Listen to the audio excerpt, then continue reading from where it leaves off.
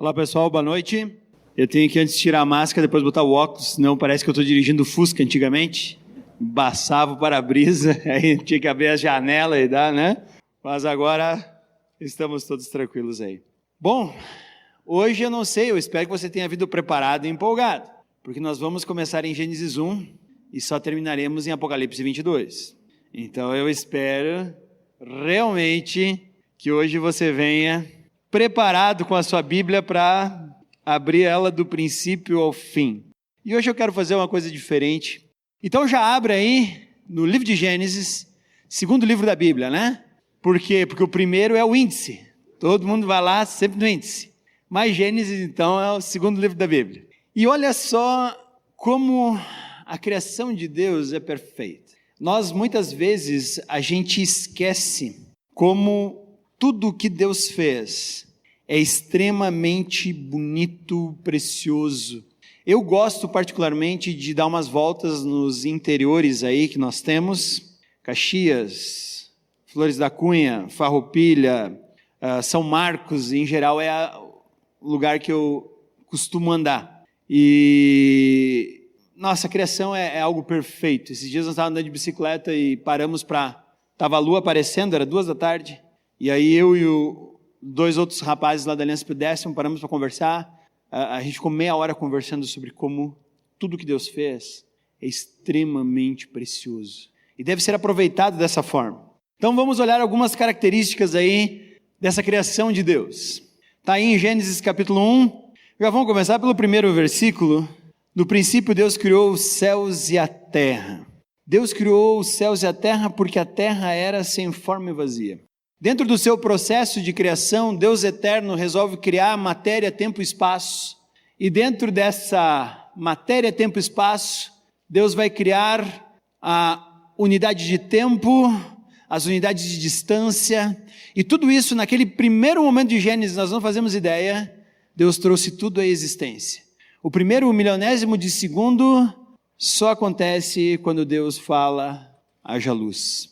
E a partir daí há todo um desenvolver dessa criação, e Deus então faz tudo vir à existência. Deus também falou no versículo 3, haja luz, e houve luz. A ideia é que tudo que antes era caótico, começa agora a entrar em uma ordem. Deus vai trazer do caos ordem. Deus vai tornar perfeita todas as coisas.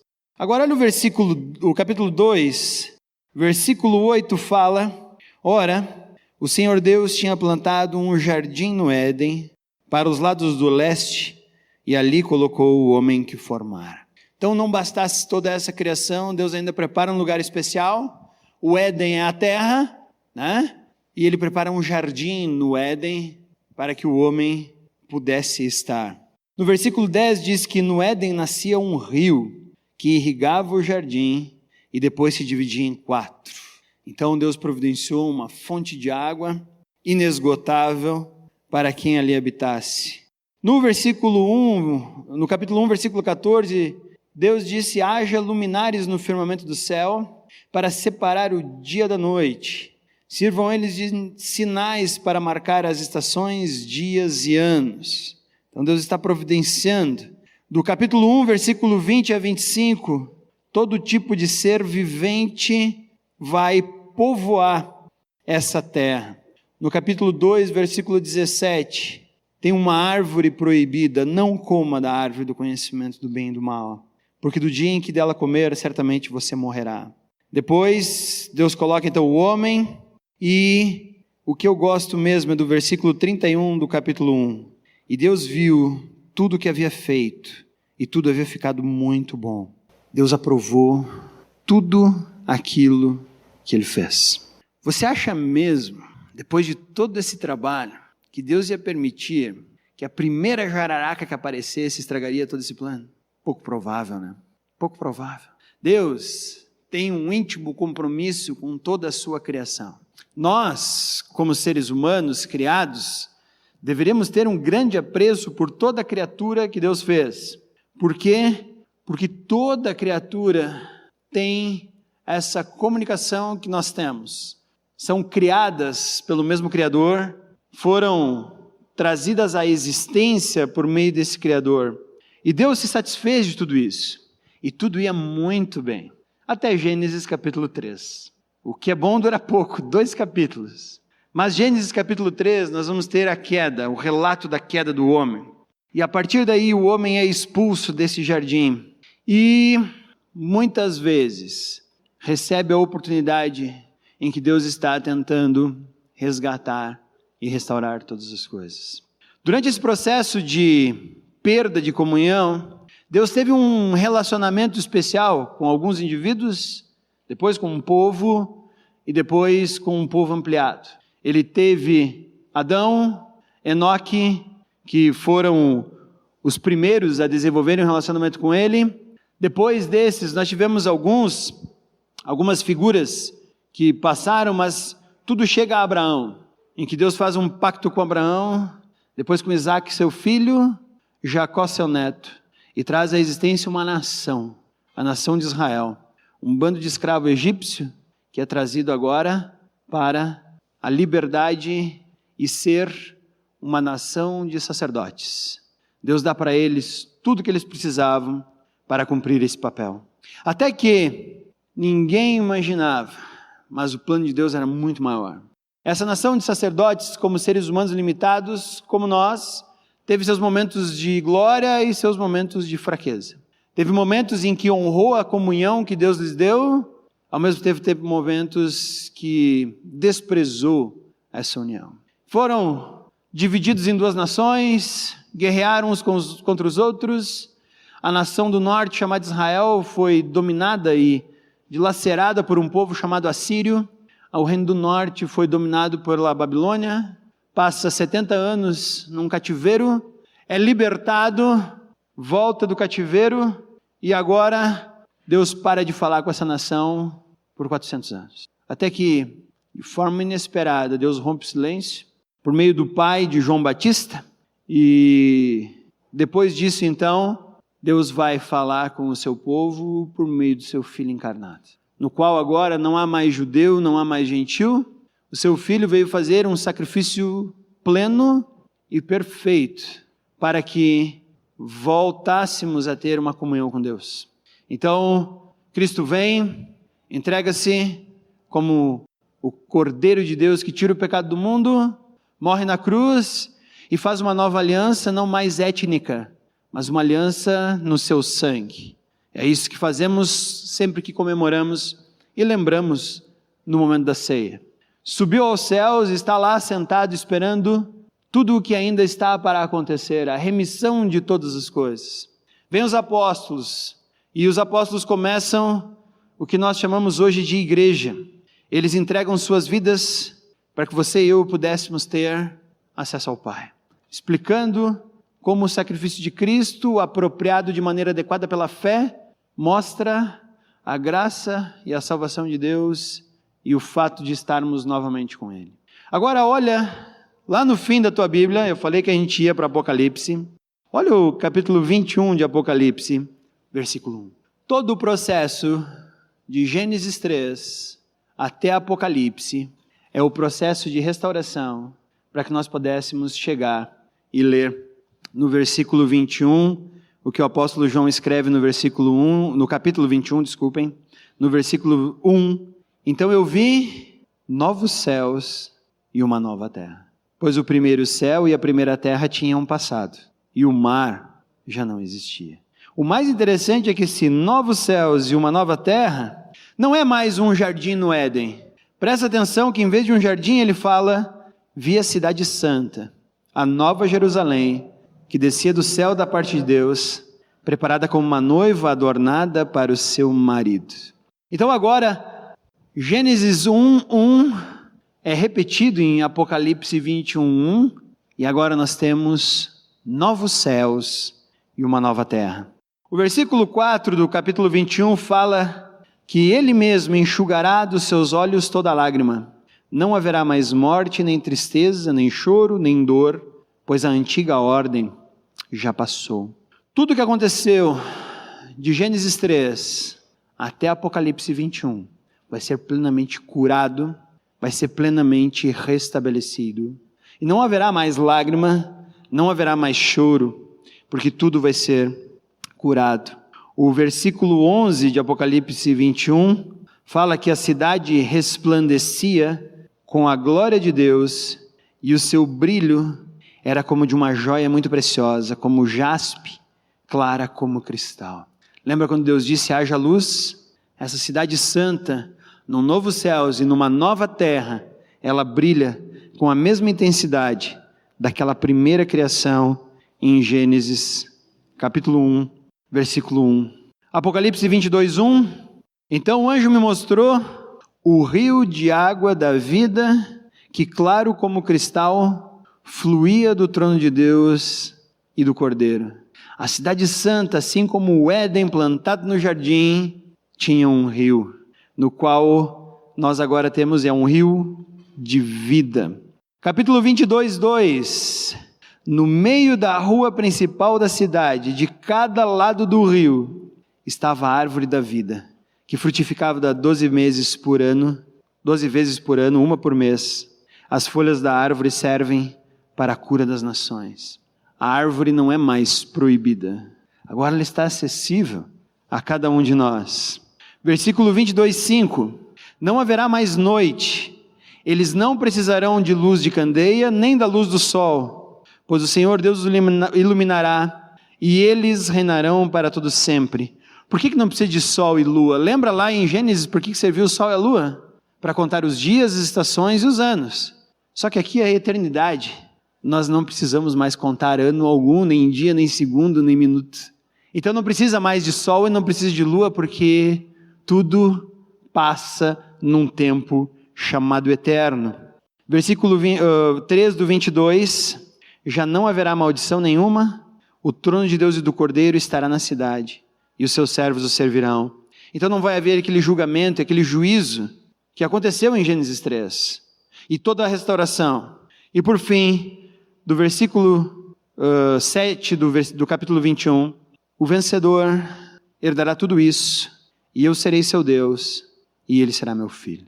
Então, antes de seres humanos criados que perderam a sua condição, somos seres humanos restaurados. Por que eu gostaria que nós olhássemos isso? Porque nós estamos passando por dias difíceis.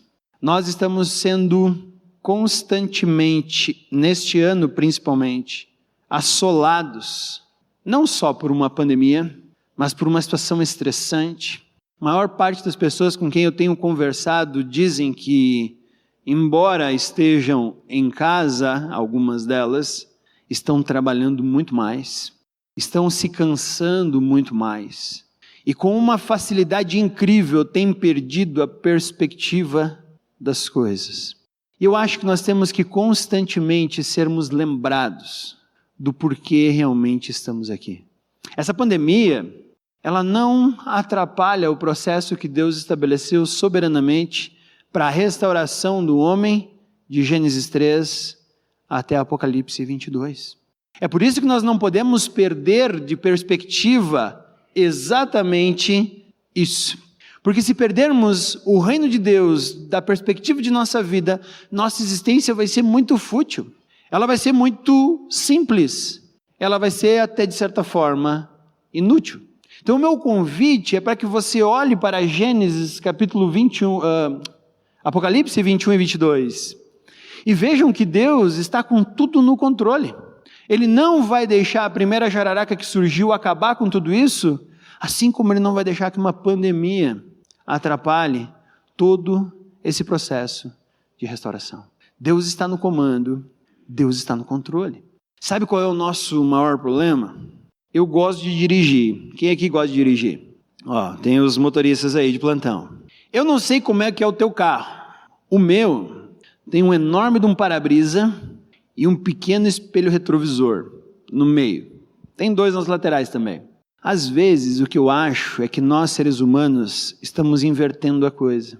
A gente está andando com um enorme espelho retrovisor e um para-brisa desse tamanho.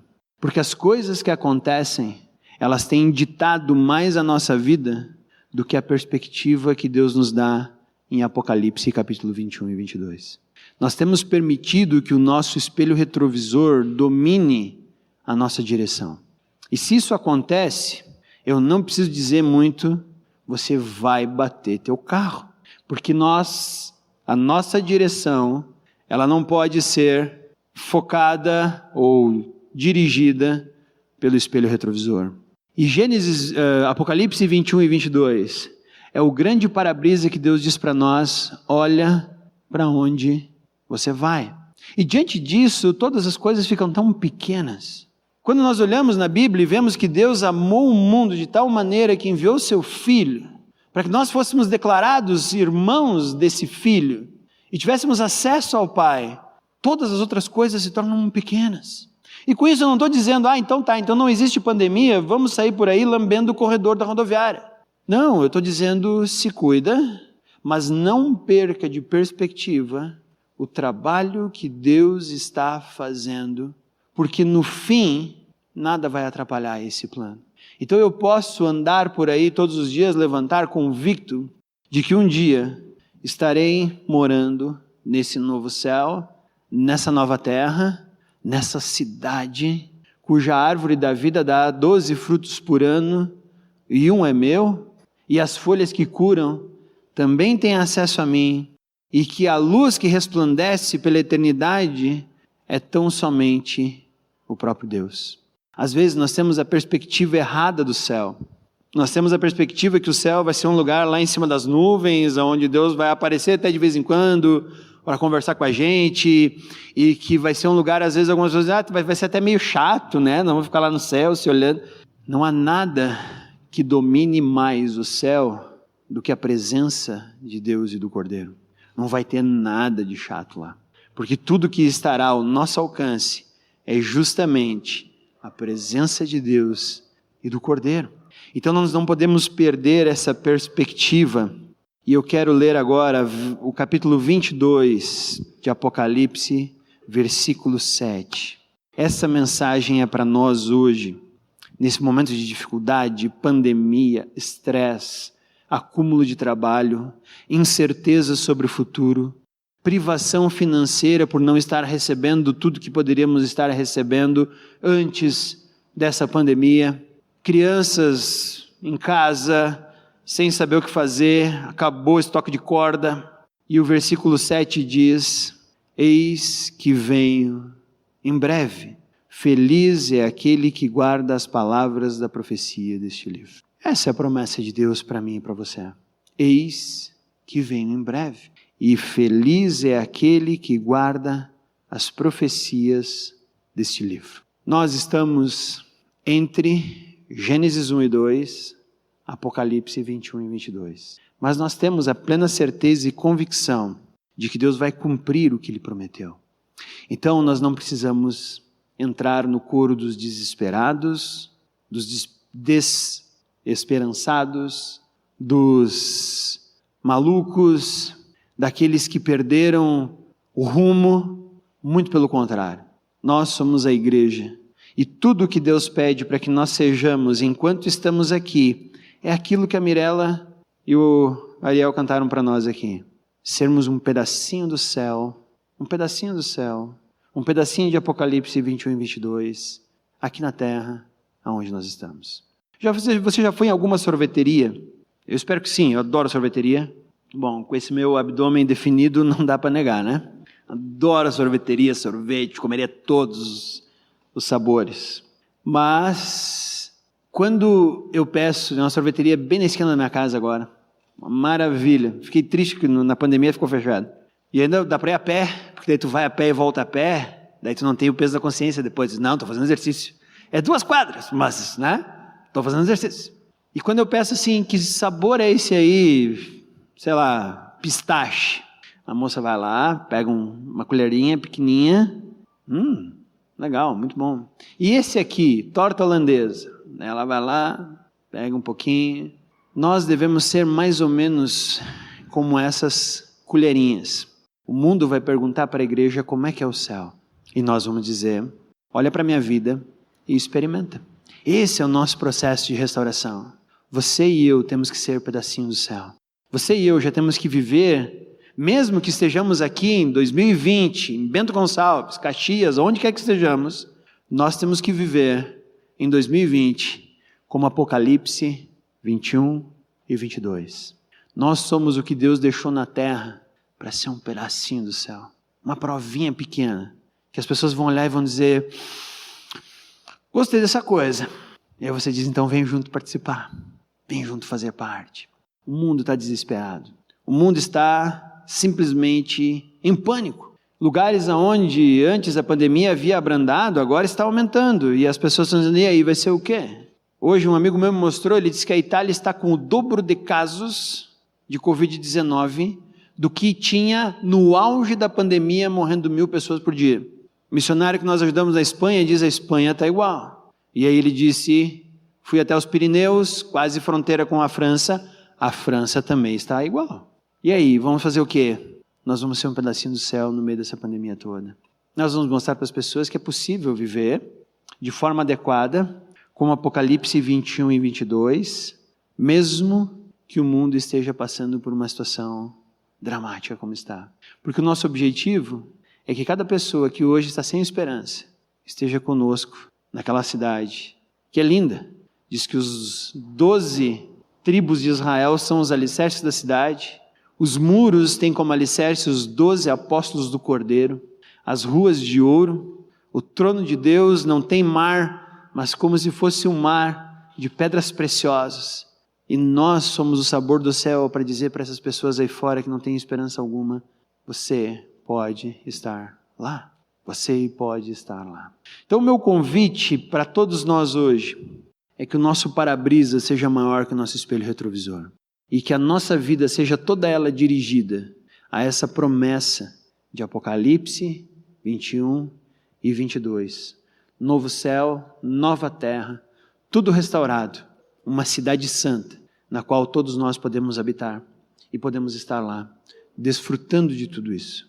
Porque Deus não permite que nenhuma cobra estrague aquilo que com tanto amor e carinho Ele criou, e aquilo que com tanto amor e carinho Ele vai restaurar, a preço do sangue do seu Filho. Então, o que nos aguarda é o céu. E tudo que nós temos que fazer aqui na terra é estender o convite para cada pessoa que nós nos encontrarmos. Então, nós não negamos o vírus, nós apenas vivemos na perspectiva de um Deus que venceu. E agora então, nós vamos orar, pedindo para que essa verdade seja minha, seja a sua e de muitas outras pessoas que nós ainda vamos alcançar. Ok? Senhor Deus, agradecemos, porque temos toda a Tua criação restaurada pelo Teu amor, pela Tua graça e pela Tua misericórdia. E com isso crescemos na convicção de que é isso que nós temos que viver aqui, essa restauração. Ajuda-nos, Pai, a sermos o sabor do céu aqui na terra. Ajuda-nos a sermos aqueles que fazem com que o mundo experimente como é o céu.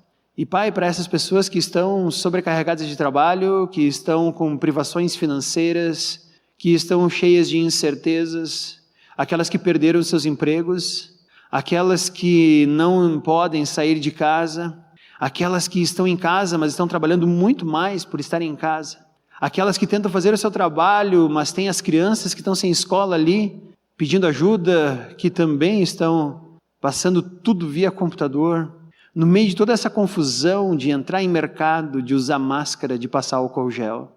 Senhor, nós temos que ser um pedaço do céu. Ajuda-nos a não cair, Pai, no discurso de que tudo está perdido.